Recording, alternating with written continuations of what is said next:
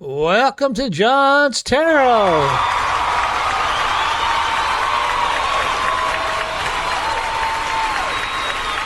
Thank you very much. Welcome. Hey, I hope you're all having a great week out there, and welcome to John's Tarot. And I hope John's Tarot is catching on a little bit. My last series was on the disease of addiction, and I talked about that extensively. So I have to do a little follow-up on what comes after. Should you survive it, what comes after?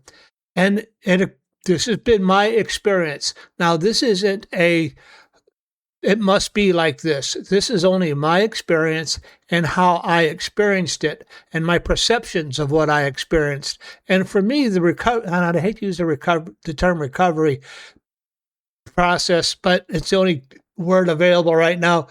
It's been more than just behavior modification. I wish it was, for me, it was more than behavior modification. It was a deeper look inside at what made me tick, at habits I had, thoughts I had, actions I took, and it was and how did I respond to my environment? It was much deeper than just behavior modification. Let me switch over to my page. Here we are. So for me, the question was, I hope you enjoy the backgrounds, transformation or managed recovery. Now let me explain the difference. I just explained a little bit what was transformation for me. Managed recovery, maybe you're not that bad. Maybe you just can't stop drinking. And in general, your life is pretty good. You know, you got a job, you got a wife, you got some things to straighten out, but it's not that bad. You can get by with a little managed recovery. Managed recovery to me means, you go to a few of those meetings every week. You work a few steps every week, and you just do the behavior modification. For me, it had to be a transformation, a total transformation from the inside out. And that's what all these pictures are about, is spiritual transformation. I ended up changing my religion. At the time, I used to be a Christian Catholic. Some people say Catholics aren't Christian, whatever. That's how I was brought up.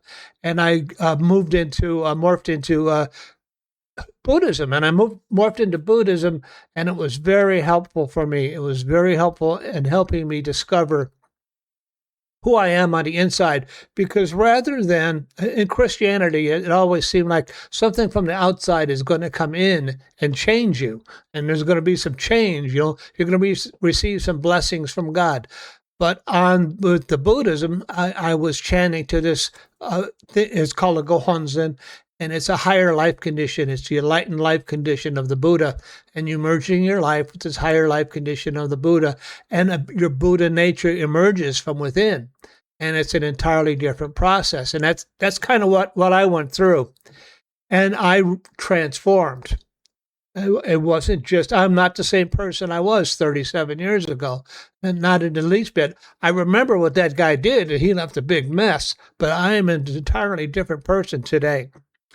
So the first step in transformation. So if you're a person like me and you're totally messed up, and you realized everything you knew was probably things you shouldn't know about, and you picked, and a lot of my stuff had to do with family of origin, and I really had to dump it all and transform. But the first thing you need to do is really structure. And I didn't know about structure when I first started doing this. They told me, that you should get a get well job. I didn't okay, get well job. I got to work, and it didn't matter what the get well job was. And I think my first get well job was at a place called Kmart. And you believe it or not, God has a sense of humor. My first get well job was stocking the beer and wine section of the Kmart, and as well as the candy section. And I would work the register. I would do things like that. And that was my first job. And then after work, I would go to one of these meetings. And then after the meeting, I would go home, and I would maybe read a little bit of the text and go to sleep. That was pretty much my day. And then I would get up and repeat. I didn't realize I was building structure. I had something to do to fill up my time every day. On the weekends, I would probably go to two of those meetings. But I was, the kind of guy I was, I figured this was a safe place for me to be. So I built structure by having a place to go, having a job, going to those meetings, because if you're a guy like me, that's where you needed to be. And talking to my advisor, I'll call him that. He was very helpful. His name was Tom. Tom C. And if he ever sees this, thank you, Tom. And doing those types of things and doing those types of things that they suggest. So I'm building a structure for my life, a structure for me to live in. And then I had to get used to that structure. And it took about 6 months for me to adapt to the structure. Not only was I doing behavior modification, not drinking, I was developing a sober lifestyle, a sober friends, sober activities, a whole sober life. That is your structure. The structure, and then you have to learn how to live within the structure that you've created. And some people do it differently. I also had my Buddhist practice, so that was part of my life. And those were the big things that were going on in my life. And then I had something happen to me with transformation. And this happened to me about 2 months in. And it continues to be something interesting for me. And I call it the emergence of the observer. And I've talked about it in the past. I was, my advisor had me kept on reading this section out of the recommended text. And had to do with somebody who was, like I was a director in a play, and people just do as I thought they should do. Everything would come out okay. And I couldn't understand why he kept on having me read this over and over. And then one day I was at one of those meetings and I was reading this, and it occurred to me, that's what I've been doing. That's how I've been thinking. And that, how can I say this? And that this book was written by people with an alcoholic mind. And if you have been reading it, like I'd been reading it and going, yeah. So what else? I'm not surprised by any of this stuff I'm learning. It didn't shock me. I'm just like, yeah. So I thought, like, everybody thought that way. No, everybody does not think that way. Only alcoholics think like that. And if you're identifying with all the stuff in this book, you have the mind of an alcoholic. And I went, oh my God. Now that scared me. But what was important about this was the first time. I think I knew I had a problem. I knew my behavior was an issue. I knew I had some emotional stuff going on, but this is the first time I observed my thinking. That's why I call it the emergence of the observer. So the observer emerged, and I could see how I was thinking, and it was in this book, and it was laid out in front of me, and I realized that this was not a healthy thing to do. This was not a healthy way to be, and that was what I call the emergence of the observer. And then another milestone, I think, in early recovery. So you're developing all these things, a new lifestyle. You're observing your thinking. You're observing your actions, and that probably came a lot out of the Buddhism too, chanting to the Gohonzon and this higher life condition coming out of me and looking back within me instead of looking from the inside. Instead of looking from the inside out, I'm looking from the outside in, and that's how the experience was. And then another milestone, and I'll call it early recovery, is going to be the higher power issue. And I'm not going to tell anybody how to find a higher power. That is an individual journey for each person to figure out for themselves. But it is a milestone. This is an important tool that you have in the process. Now, there's two basic ways to go about it as I see it. And one way to go about it is a traditional higher power, or your higher power may be Jesus, which is just fine. Just fine. It may be, I don't know. It may be in one of the Indian mythologies. It may be, I don't know, and I don't know much about the Muslim faith, but there's a God within the Muslim faith. That may be it. It may be your higher power. Or I had this advisor later on in the process. His name was Forrest. And Forrest was an agnostic. in regards to this issue, which was interesting. And I used to ask him, well, what is we talk about this issue about higher power. And an agnostic, how can I say it? An agnostic is somebody who says, I don't know. Is there a God? Is there not a God? An agnostic says, I don't know. I don't know. And a Gnostic, Gnosticism is somebody who says, I know. I've had an experience and I know. At least I know for myself. That would be Gnostic. But he, Force, was an agnostic. And for him, the higher power had to do with principles of the program, principles involved with the 12 steps and those higher principles as a way to manage his life. So what happened to me was, it's a kind of a long story, and I've told it before, where I was chanting to my higher power in local homes at that time, and everybody was doing so well. How come I'm not doing so well? And minimum wage jobs, behind on rent, no money, no. I'm staying sober, I'm staying clean, I have a sober lifestyle, but things aren't developing for me. And I was praying to my higher power that morning, and I said, where's mine? When am I going to get mine? Well, I got it that day. I left that minimum wage job to go to lunch, and the cops pulled me over for expired tags. And then they found out that I had an old warrant. So they arrested me on the old warrant, impounded the car, and took me to jail. And I'm behind rent. I've told this story. I'm behind rent at my apartment. I'm a month or two behind. And not that I'm trying, but I'm just not getting anywhere. And I go in front of the judge, and the judge gives me 30 days. Okay.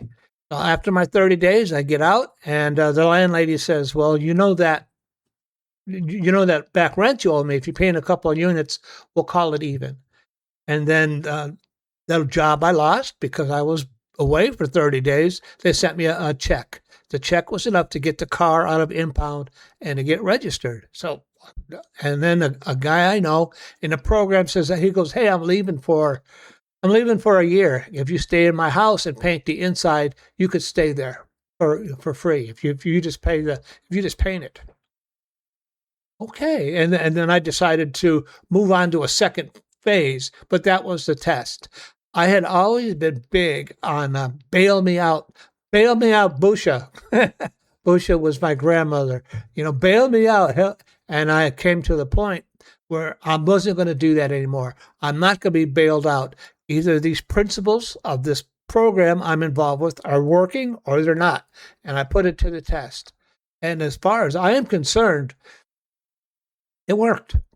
I have a keen alcoholic mind, but I couldn't have put together anything like this for it all to come together in one piece like that the way it did. And that was my test. This is where the rubber met the road for me personally. And I think this happens to everybody in that first stage of transformation, where you're going to be put to a test. Are these principles you're learning real, or are you just fooling yourself? And it all kind of came together. So that is my first experience in transformation. Well, let's do a little tarot reading, and I'll do a little tarot, and I'll do a little tarot and runic reading. My ability to read tarot is a gift, an expression of divine love, and I'm here to share it with you in that same spirit. Let me see here.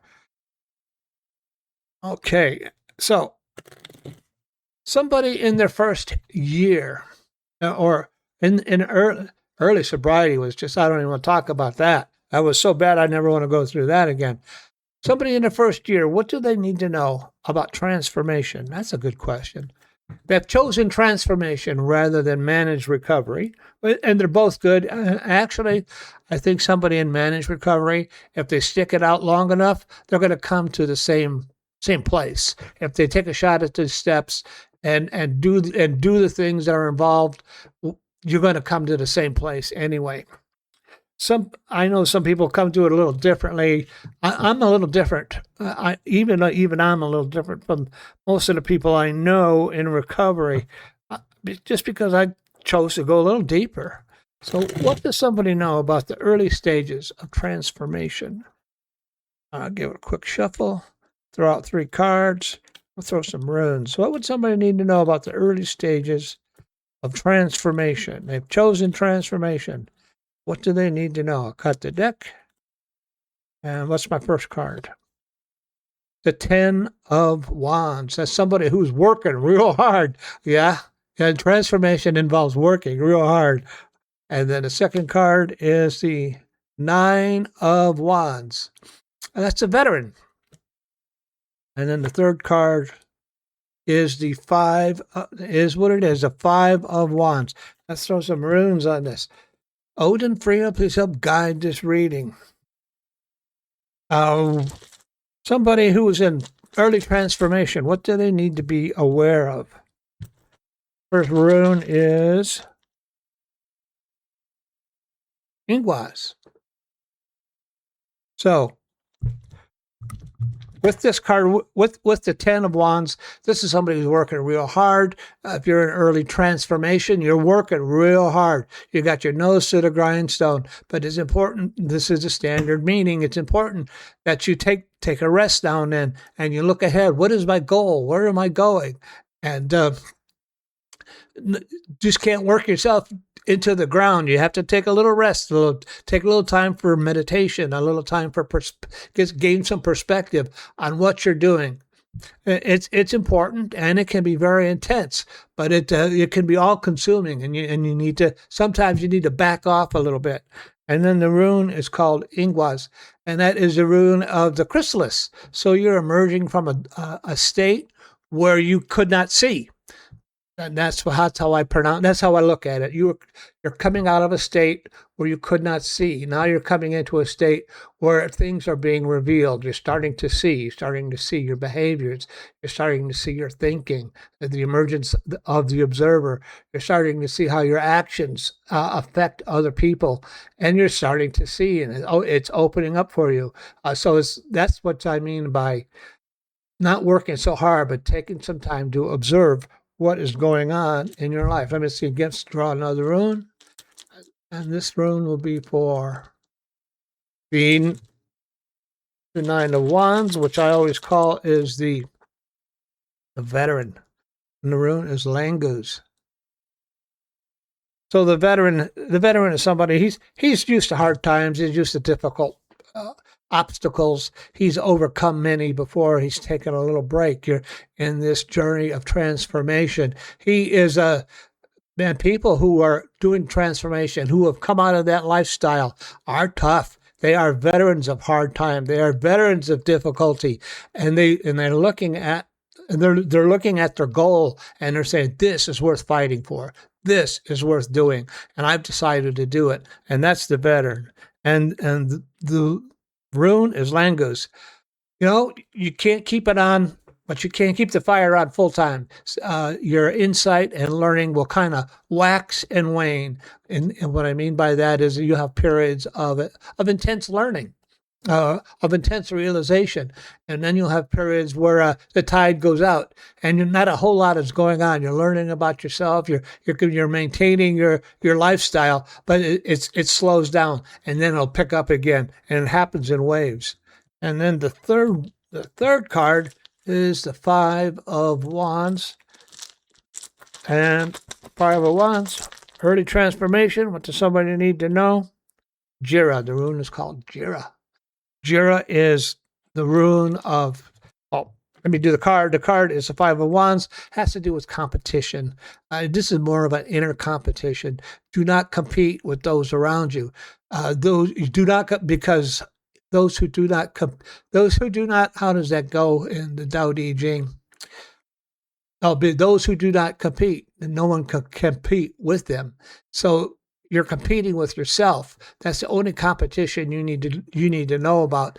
and that you need to work. Maybe you might need to push a little harder, especially if you find yourself like 6 months in and you're kind of slacking off. You need to pick it up. You need to pick it up and remain in the fight, remain in the game. And take a little break and then pick it up and come back in.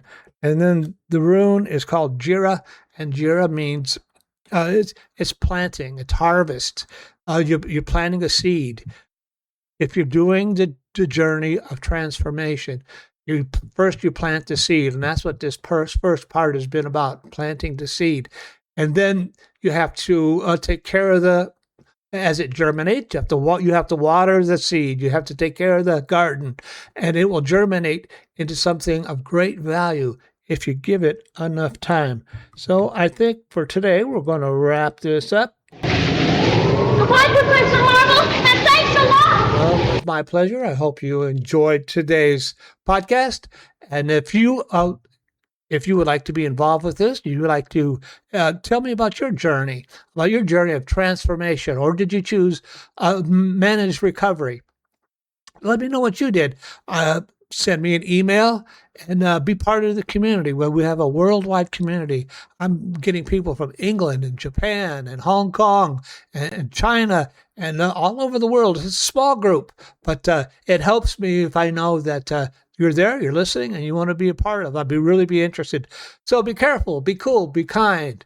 And until we meet next time, find courage, have faith, and I'll talk to you soon. Okay, bye-bye.